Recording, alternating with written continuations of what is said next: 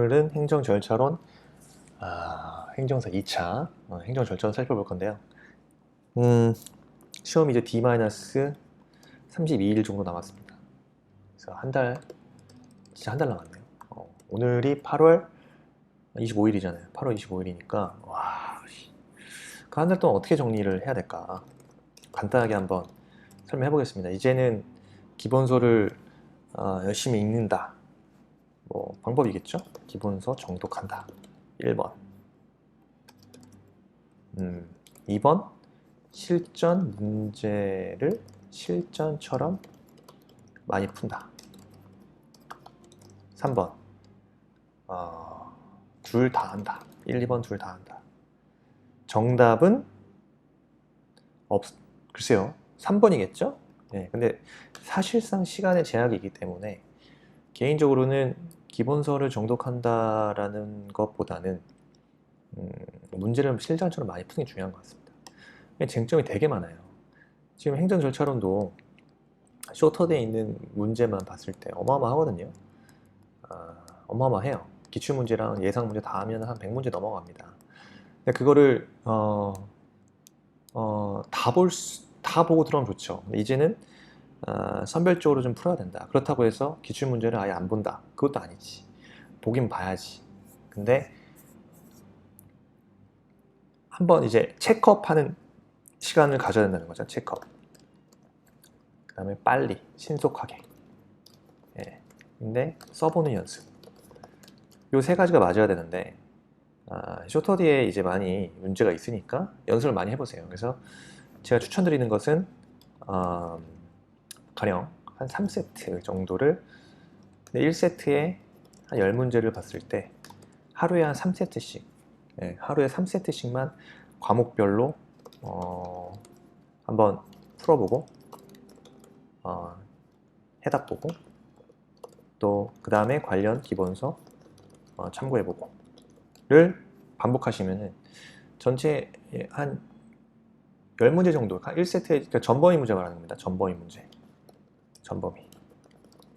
전범위 문제 10문제 정도면 이제 기본적으로 전체 기출문제랑 다 웬만한 거 다 섞이거든요.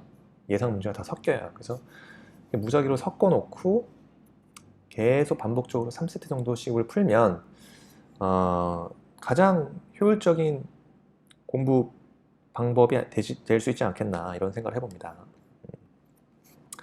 어쨌든 오늘 행정절차론 이어서 보겠습니다. 행정조사 기본법상 행정조사 기본 원칙과 위법한 행정조사의 기초 행정행위 효력에 관해 설명하시오. 단문으로 나오죠? 그러면 행정조사 기본법상 행정조사 기본 원칙. 첫째 뭐가 있을까요? 조사 목적 달성하는데 행정조사는 조사 목적을 달성하는데 필요 최소한의 범위 안에서 실시해야 되겠죠. 조사권 남용을 항상 주의해야 된다. 조사권 남용을 해서는 안 된다. 둘째, 행정기관은 조사 목적에 적합하도록 조사 대상자를 선정해서 행정조사를 실시한다. 조사 목적에 적합하도록 조사 대상자를 선정해서 행정조사를 실시한다. 세 번째, 뭐가 있죠? 만약에 행정기관은 그죠? 유사하거나 동일한 사안에 대해서 공동조사를 실시한다. 공동조사 등을 실시함으로써 행정조사가 중복되지 아니하도록 한다. 네 번째는 행정조사는 법령 등을 준수하도록 유도하는 데 중점을 둔다. 법령 등을 준수하도록 유도한다. 중점이 있지 뭐 법령 등 위반에 대해서 처벌에 중점이 있는 건 아닙니다. 그러니까 남을 그냥 처벌하기 위해서 행정조사를 하는 게 아니라 야, 너 법령 등을 준수하도록 유도하는데 그 방점이 있는 겁니다. 다섯 번째, 당연히 다른 법률에 따르지 아니하고는 행정조사의 대상자 또는 행정조사의 내용 등을 공표하거나 직무상 알게 된 비밀을 누설해서는 안 되겠죠. 여섯 번째, 행정기관은 행정조사를 통해 알게 된 정보를, 그죠? 조사 목적 이외의 원래의 조사 목적 이외의 용도로 이용하거나 또 타인에게 제공해서는 안 되겠죠. 다만 예외가 있습니다. 다른 법률에 따라서 내부에서 이용하거나 다른 기관에 제공하는 경우는 예외로 하죠. 경우는 제외한다. 그래서 위법한 행정조사에 기초한 행정행위의 효력은 어떻게 됩니까? 위법하죠? 위법하다. 왜? 행정조사는 정책 결정이나 행정작용 등을 위한 기초 자료나 정보를 수집하는데 만약에 이런 행정조사가 위법하게 수집된 자료 등에 의하였다. 그죠? 위법하게 수집된 자료 등에 의하였다면 행정처분도 위법하게 되겠죠. 그래서 대부분 판례의 입장에 보면 세무조사 문제에 있어서 세무조사의 목적은 과세자료의 수집 또는 신고 내용의 정확성 검증이라는 목적이 있죠. 근데 그 본연의 목적이 아니라 어떻게 했어요? 부정한 목적 위하여 행해진 경우. 부정한 목적을 위해 행하여진 경우, 그냥 남을 그냥 어떻게 보면 조지기 위해서 부정한 목적으로 의도를 가지고 행하여진 경우라면 그거는 세무조사에 중대한 위법 사유가 있는 경우에 해당하고, 그렇기 때문에 이러한 세무조사에 의해서 수집된 과세 자료를 기초로 한 과세 처분은 뭐다? 위법하다. 아주 훌륭한 판례라고 생각합니다. 이 대법원 판례는. 판례 번호는 최근 판례 2016 47659 한번 찾아보세요. 그래서 이런 판례가 있습니다. 그래서 어쨌든 위법 행정조사의 기초 행정의 효력은 위법하다. 무효겠죠? 그래서 세무조사도 그러한 부정한 목적을 위해서 행해진 경우에는 위법 사유가 있다고 봐서 과세 처분 자체를 위법으로 보는 판례가 있습니다. 그래서 행정조사 기본법상 행정조사 기본 원칙 6가지, 그 다음에 위법한 행정조사의 기초 행정의 효력 등등, 판례, 대법원 판례, 최근 판례 한번 보고요. 6번 현장조사가 나와서 현장조사 행정기관의 장 A는 조사원 B로 하여금 행정법규 위반이 의심되는 갑의 사업장에 출입해서 현장조사 실시하게 한다. 현장조사 절차 및 제한에 관해 설명하시오. 그죠? 그러면 당연히 현장조사에 대해서 써야겠죠. 조사의 사전통지에 대해서 써야 할 겁니다. 그 다음에 절차적으로 증표가 제시하겠죠. 그 다음에 네 번째로 어떻게 써야 될까? 현장 조사의 제한과 예외. 현장 조사 해가 뜨기 전이나 해가 진 뒤에는 할 수 없다. 근데 예외가 있죠. 뭐 이런 말들 쓰면 될 겁니다. 현장 조사란, 그죠? 조사원이 가택, 사무실 또는 사업장 등에 출입하여 현장에서 실시하는 조사 행위입니다. 사전 통지가 이루어져야 돼요. 그러니까 조사 개시 7일 전까지 조사 대상자에게 서면 통지죠. 행정조사 실시하고자 하는 행정기관장은 현장 출입 조사 서를, 그러니까 현장 출입 조사서를 조사 개시 일주일 전, 7일 전까지 조사 대상자에게 서면으로 통지합니다. 다만 구조 통지도 가능한 경우가 있습니다. 언제? 사전 통지 등이 이루어지면 증거인멸 등으로 행정조사의 목적을 달성할 수 없다고 판단되는 경우 등에는 조사 개시와 동시에 현장 출입 조사서 제시 가능하고요. 그러니까 7일 전까지 굳이 안 해도 되고요. 아니면 구두로 가능합니다. 구조 통지도 가능합니다. 그래서 현장 그리고 현장 출입 조사서에는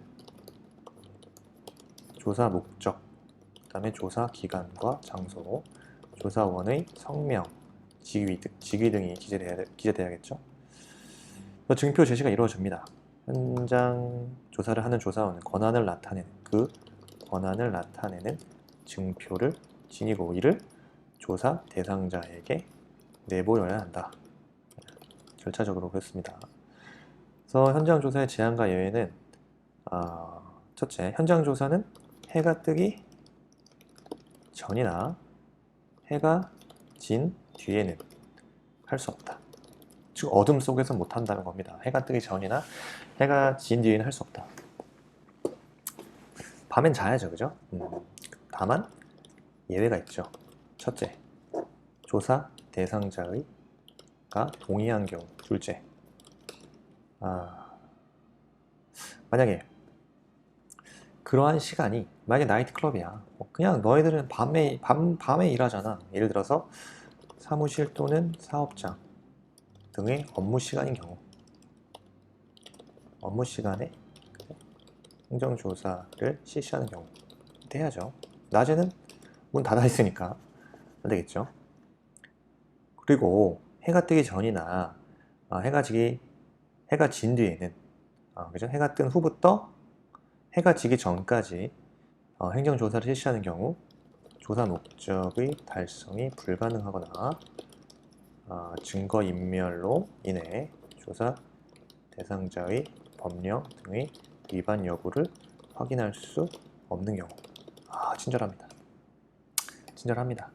조사 달성이 불가능하거나 증거인멸로 인해서 조사 대상자의 법령 등의 위반 여부를 확인할 수 없다면 당연히 해가 뜨기 전이나 해가 진 뒤에도 할 수 있는 거죠. 어쨌든 절차적으로 현장 조사, 조사의 사전 통제가 이루어져야 되고 증표 제시가 이루어지고 현장 조사의 제한과 예외 사유가 있다. 정리하면 되겠죠? 다음, 식품위생법상의 식품 접객 영업 허가를 받아 유흥주점을 영위하여다가 이를 을에게 매매했다. 을은 이에 대해서 영업자 지위 승계 신고를 하였고 행정청이 이를 수리하였다. 영업자 지위 승계 신고에 대해서 약속을 해라. 그래서 목차를 적어봤습니다. 그래서 영업자 지위 승계 신고의 법적 성질이 뭐냐?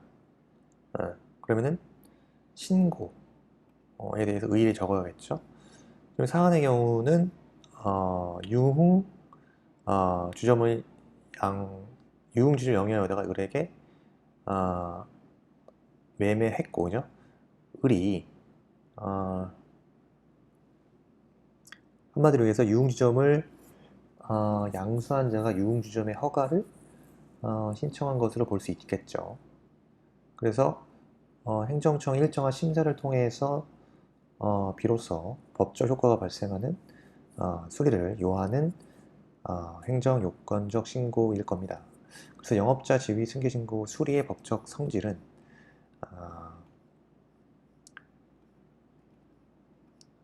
신고의 수리는 뭐가 문제가 됐겠다. 따라서 수동적 인식의 표시인 준법률 행위적 행정행위다. 이렇게 쓰면 되고요. 그래서 수리에 대한 행정 절차 준수요.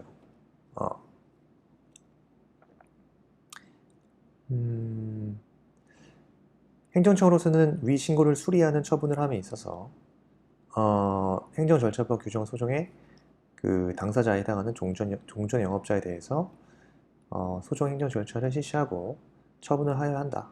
네. 당연히 신고가 들어왔으니까 소정 행정 절차 실시할 의무가 있겠죠. 실시하고 처분을 하여야 한다는 것이 또 대법원 입장입니다. 그래서 한번 이 목차대로 한번 살을 붙여보면요. 신고의 의의. 신고란 뭡니까?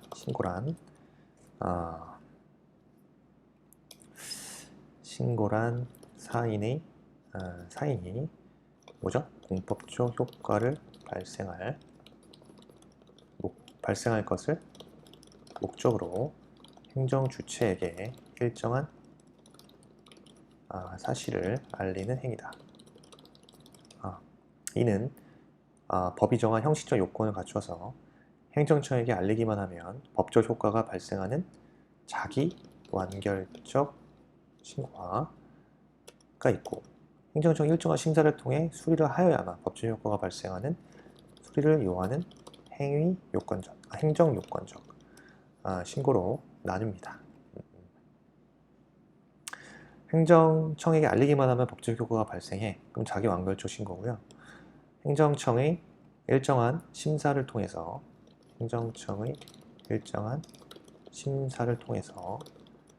수리를 하여야만 그 법적 효과가 발생하는 수리를 요하는 행정요건적 신고 두 가지가 나오죠. 자, 사안은 뭘까요? 의리 영업자 지위 승계를 했겠죠? 매매했으니까, 그죠? 영업자 지위 승계 신고를 하였고, 의리한 영업자 지위 승계 신고는, 그죠? 유흥주점을 양수한 자가 유흥주점의 허가를 신청하는 것이다. 이때 신고는 행정청의 심사가 필요하죠. 일정한 심사를 통해 비로소 법적 효과가 발생하는 무슨 신고? 수리를 요하는 행정요건적 신고에 해당한다. 신고이다. 되겠죠? 다음, 영업자 지위 승계 신고의 수리의 법적 성질은 수동적 인식의 표시인 준 법률행위적 행정행위이다. 어쨌든 그렇기 때문에 수리가 되면 전 영업자죠. 갑이겠죠. 갑. 전 영업자의 영업권은 박탈될 것이고, 새로운 영업자에게 영업권이 부여되는 권리, 의무의 변동이 발생하는 처분이다. 볼 수 있다. 그래서 수리에 대한 행정 절차의 준수 여부를 보면요. 자, 행정청이 식품위생법 규정에 따라서 영업자 지위 승계 신고를 수리하는 처분은, 그죠? 종전의 영업자의 권익을 제한한다. 처분일 수 있겠습니다. 종전의 영업자는 처분에 대해서 그 처분에 대해서 직접 그 상대가 되는 당사자에 해당한다. 따라서 행정청으로서는 위신고를 수리하는 처분을 함에 있어서, 그죠? 행정절차법 규정 소정의 당사자에 해당하는 종전의 영업자에 대해서 소정의 행정 절차를 실시하고 처분을 하여야 한다는 것이 대법원 입장이죠.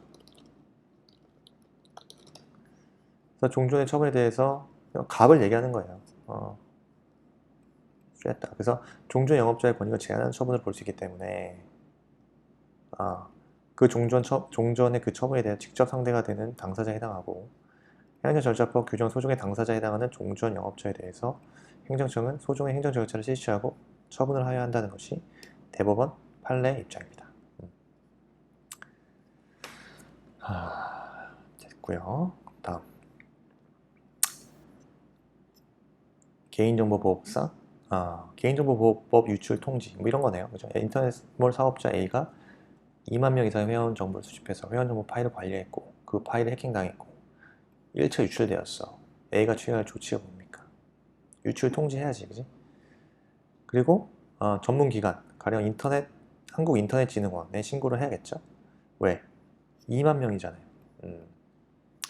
그 개인정보 처리자가 대통령으로 정한 규모 이상, 그러니까 그 규모가 1만 명이거든요. 10,000명 이상의 개인정보가 유출된 경우는 조치 결과를 지체 없이 행정안전부 장관 또는 대통령령으로 전하는 전문기관에 신고해야 된다는 거예요. 이 경우 행정안전부 장관이나 대통령령으로 정하는 전문기관은 뭐 피해 확산 방지나 피해 복구 등을 위한 기술을 지원하면 됩니다. 그래서 첫째, 의의를 보고요. 둘째, 개인정보 보호 제도에 대한 의의. 개인정보 보호 제도란 쭉 쓰면 되고, 개인정보가 유출되면 통지해야겠죠. 어떤 사실, 다음의 사실을 통지를 해야 되고죠. 다음 세 번째,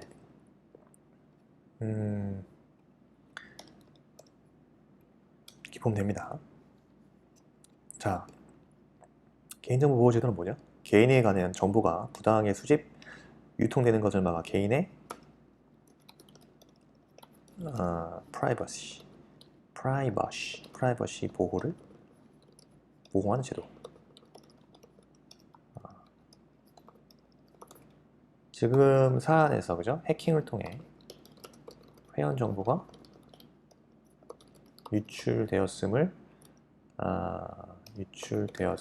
인지했어. 이때 A는 그 개인정보 처리자가 사전적으로 취해야 할 주의 의무인 기본 원칙과 그죠? 사후적 조치 등에 대해서 살펴봐야 된다. 그래서 개인정보 유출 통지가 되면 지체 없이 해당 정보 주체의 다음의 사실을 통지해야 됩니다. 첫째 뭐죠? 뭐가 유출된다? 개인정보의 항목, 뭐 연락처, 성명 이런 것들 말하겠죠. 이메일 주소 등등 개인정보의 항목을 통지해야 되고요. 유출된 시점과 그 경위, 언제, 어떻게 알려야겠죠. 세 번째, 자, 유출로 인해서 발생할 수 있는 그 피해를 최소화하기 위하여 정보 주체가 할 수 있는 방법 등에 관한 내용, 정보 등을 알려야 되겠고요. 개인정보 처리자의 나는 이렇게 내가 카카오톡이나 네이버에서 이렇게 대응하고 있다. 지응 조치 및 피해 구제 절차, 매뉴얼 등등을 알려야겠고, 다섯 번째, 네가 피해가 발생했기 때문에 그 피해에 대해서 신고 등을 접수할 수 있는 담당 부서 및 연락처 등등을 공지해야 됩니다. 통지해야 됩니다. 다시 뭐가 유출됐는지, 항목, 내용 이런 것들을 통지하고요. 그다음 유출된 시점, when, 그 다음에 어떻게, how, 그 경위, 뻘짓했다, 졸았다, 아니면은 보안이 뭐 이런 식으로 조금 보안의 취약점이 발생했다 라든가, 그죠? 어쨌든 피해를 최소화하기 위해서 정보 주체가 할 수 있는 방법, 정보. 그래서 정보 주체가 할 수 있는 방법이나 방법 등에 대한 정보를 알려야겠고, 그리고 개인정보 처리자의 대응 조치. 우리는 이렇게 대응 조치하고 있다. 구제 절차 이렇게 하겠다. 그리고 개인정보 주체에게 피해가 발생한 경우 너는 신고 등을 할 수 있다. 그 담당 부서와 연락처는 이거다. 등등. 알려야 되겠고요. 그래서 어쨌든 이 얘기를 꼭 써줘야 되는 거죠. 개인정보 지금 2만 명인 게 괜히 준 게 아니에요. 대통령령으로 정한 규모가 1만 명이기 때문에 조치 결과를 그렇게 정보 유출된 경우 조치 결과를 지체 없이 행정안전부 장관 또는 대통령령으로 정하는 전문 기관, 한국인터넷진흥원이죠. 한국인터넷진흥원. 이게 어디더라? 서울 어디더라? 어쨌든 한국인터넷진흥원에 신고해야 됩니다. 그래서 이런 경우에 이런 전문기관 등은 피해 확산 방지 그리고 피해 복구 등을 위한 기술을 지원할 수 있다.